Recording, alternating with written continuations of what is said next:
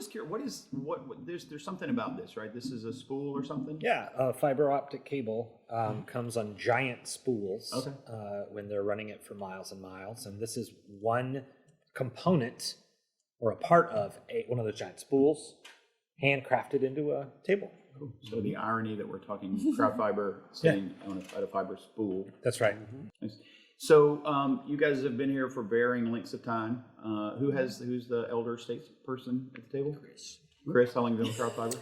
Oh, quite a while. I would say since 2015. Okay. So what's changed at CrowdFiber in that period of time? 7 years? Did I do the math right? 7 years? Yeah. Yeah, I think we have a lot more. Well, obviously, we're working with more people. Our customer base has expanded. We've gone from more of a startup type environment where we're all working around the clock and programming to more of a traditional company. All right. Who's the newest to the CrowdFiber family at the table? At the table. Sarah. So what's changed for you? How long have you been with CrowdFiber? 2 years. Okay. So since I started, we now are in the office some because I started right at the beginning of the pandemic and there was no one in the office. Everybody was virtual. So now we at least get some in-person interaction. I'm able to go to conferences. That was a new thing. Very cool. Yeah. I was here, but I was in my pajamas, and you wouldn't come meet me, which is fine because I was in my pajamas, and it would have been embarrassing. Yeah, that's actually one thing that has changed. Every once in a while, there was another person that would come in, but I was sequestered to my office. They kept you separate from the other part of the office. Yes. So, Jim, what's changed for you at CrowdFiber since you've been here? Well, the biggest change for me, the most obvious change, I think, is the number of people. So when I was first here, I usually would see 4 or 5 people at a time. And I think it was 5 or 6 when I first got here, and now it's doubled. Okay. And what is that number? Is it 10 or 12? Is that the number? I think it's like 11. 11. Okay. Yeah, maybe 12. I think it right. Yeah. Okay. But I think seeing the different ways that people's jobs have changed when we went from everybody having to be able to cover everything all the time, like the people that first started all this, they might have to be running triage and figuring out what to do with incoming. Doing phone support, development, Changing everything. trash bags. Everything. Buildings, and over time, people have become more specialized, and we've been able to hire people that are specialized. I don't think in the early days it would have been possible to do something like have Brandon, who focuses so much on front end. Everybody was working on everything all the time, and roles were shifting, and people were handing things off and trying to take a break, trying to sleep a little bit. It's a pretty exciting time, but it's got to be exhausting too, right? Be part of a startup like that. Yeah, I think early on, self-care was one of the things that when I was first here that I would preach about most of all was you've got to rest, you've got to sleep. Your effectiveness is calisthenics. I would make them do 80s style jazzercise. Well, I'm sad I missed that. You missed I'm it. not surprised by that, Jim. That's awesome. But I made them do it in later. We'll try to find some footage of that now. Yes. That'd be great. So 11 people at CrowdFiber, doubled, and it started in, what year did CrowdFiber start? It's a great question. 2013? 2013. That was a test. We learned that earlier. There's a sign in that part of the office hanging up with the CrowdFiber launch.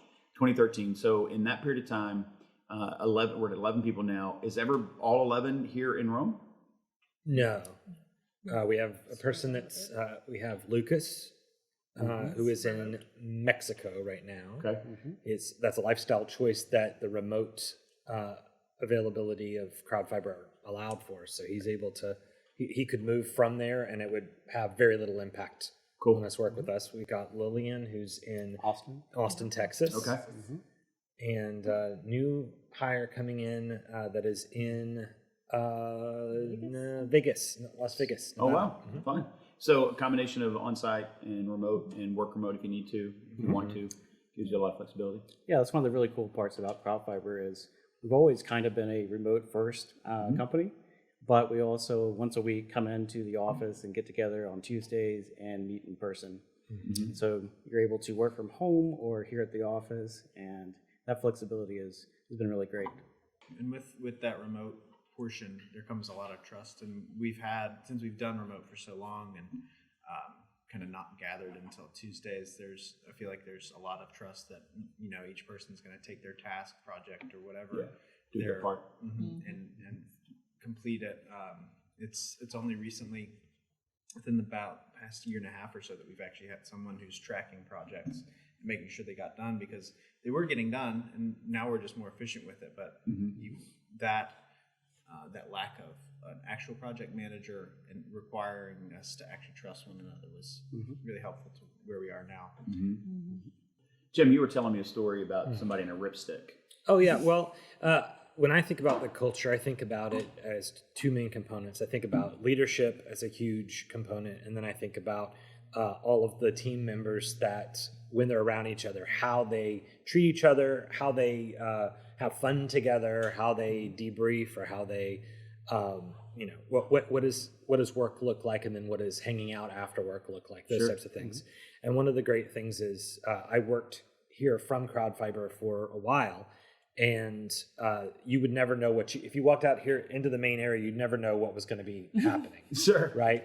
And so when I first met Drew, I just went to the restroom, came out of the restroom, and Drew is riding a modified skateboard. I think they call it a ripstick. Yeah. Is that right? And he's just zooming around the office, and I think That would be a hospital visit for me. Yeah, but I think the thing about the type of people that CrowdFiber and now NRTC is attracting isn't people that are just looking for a paycheck. It doesn't really attract boring people. So you guys get paid to do this? We get paid. We don't get paid to code, but we do get paid to rip stick. Nice. So if you can if you can get a good 15 minutes of rip stick in, then it'll pay your bills. Interesting on your LinkedIn profile. You're thankful that that's not the way it works, because I'd be the only person drawing pay. You're the only person who gets paid here. You'd be the CEO. Yeah. Interesting. So you brought up NRTC. Obviously, that's a pretty big change for CrowdFiber culturally and maybe otherwise. Talk about that transition. What's that been like? I think a lot of the transition was they did such a good job of allowing Bailey to take a good bit of the transition type activity along with Sarah, and let the people who were just trying to develop or trying to sell or trying to support customers do what they do. Keep doing it. So a lot of it, I think, was, especially for the first year, was really just transparent. It was like you were pretty much still just working for CrowdFiber, but we knew that we were supported by people that were not here. Yeah. And then over time, things did start to come in that were a little bit more traditional, a little bit more.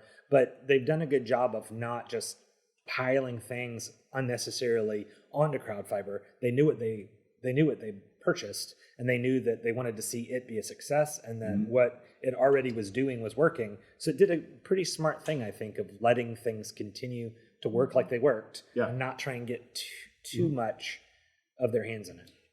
So what problem does CrowdFiber solve for our members? Sarah? Sure. So we help members decide where they should build, if they should build, just gathering data and gathering interest in potential customers that they can market to later. Yeah, we do a lot on the marketing side, like with direct mailings, for example, sending postcards out to different neighborhoods to try to get more signups. So CrowdFiber has our members have the ability to send postcards through the CrowdFiber platform? Yes. Tell me how that works. Give me the Reader's Digest version of what that looks like. Yeah, at a high level, you basically go in and create a contact list. So in CrowdFiber, we have what are known as zones, which are just geographic areas. And so you can create a contact list with various conditions or rules. And then you design your postcard, upload the front and back image, and send it out to that contact list. Cool. Okay. Kind of a one-stop shop. Custom website. Tell me about that. Yeah, well, we have a really cool theming system that CrowdFiber provides. So it basically allows our customers to customize any aspect of it. So if they have a particular look and feel that they'd like to bring over from, say, their corporate or main website, we can port that over into the CrowdFiber platform. And that way, it's more or less a seamless experience. Okay.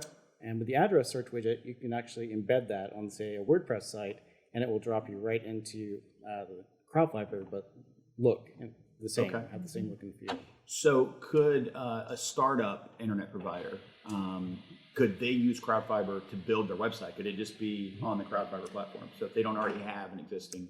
Yes, absolutely. In fact, we see more and more customers just either doing that or sometimes abandoning their existing system and just going full CrowdFiber. Why would they abandon the system they have now to do that on CrowdFiber?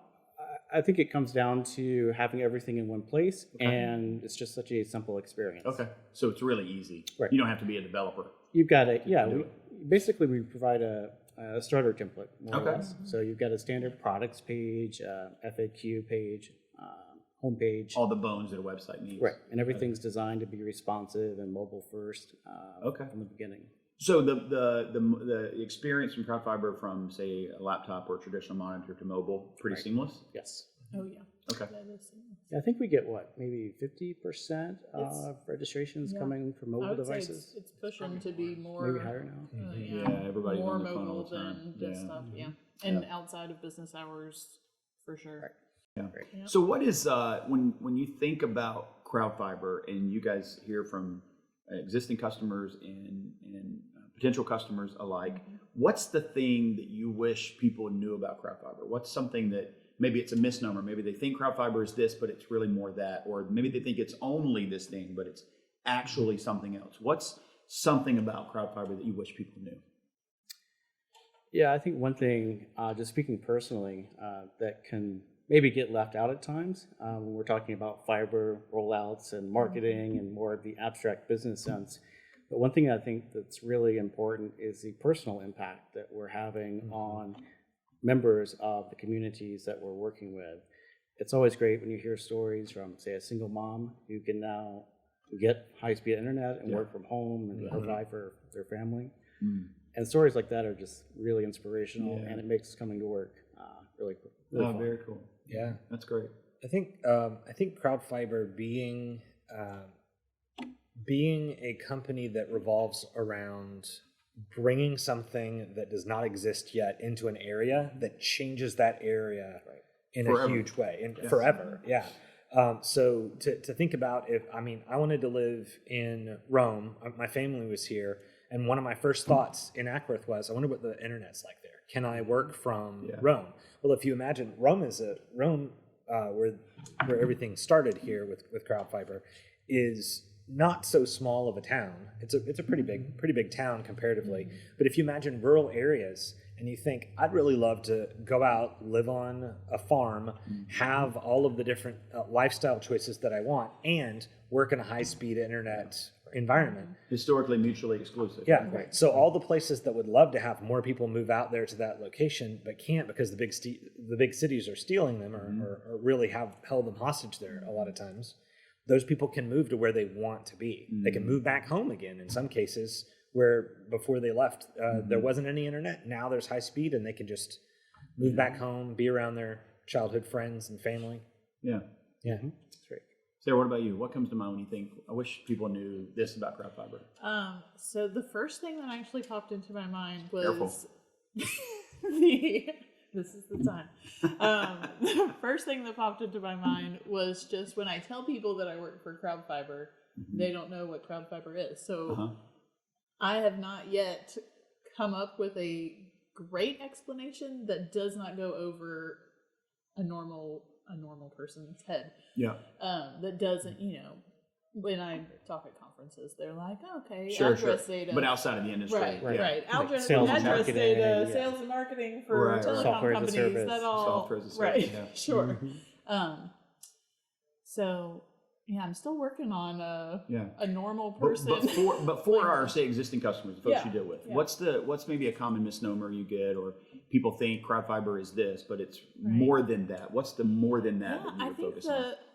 The thing that I see most often that gets overlooked is the marketing portion, like that Chris already talked about a little bit, is a lot of even our current folks that use CrowdFiber and have been using it for a while sort of miss out on that ability of the platform. So that's, I think, what I would... Yeah, I think you're right there because we do have a lot of marketing capabilities. We talked about postcards earlier. And in fact, we're actually in the process of rolling out a new feature that will let you embed QR codes on a postcard. And so for the first time, we'll be able to track conversions and how many people. So basically, you get the postcard, you scan the QR code, and it types your address in automatically. Oh, cool. So it makes the sign-up process more seamless. But we also tracks, how many people. Right. How many scan people the scan code. it, how many orders you have, the revenue that you're getting from those orders, broken down over time. Yeah. And That'll be cool. emails are another big one too. It might be. Yeah. We can send out emails just like we can send out direct mail Through the right from CrowdFiber platform. Right. Right, You make a contact list and can send emails directly to those folks. Right. The direct mail is cool because you don't have to gather that data before you contact that person.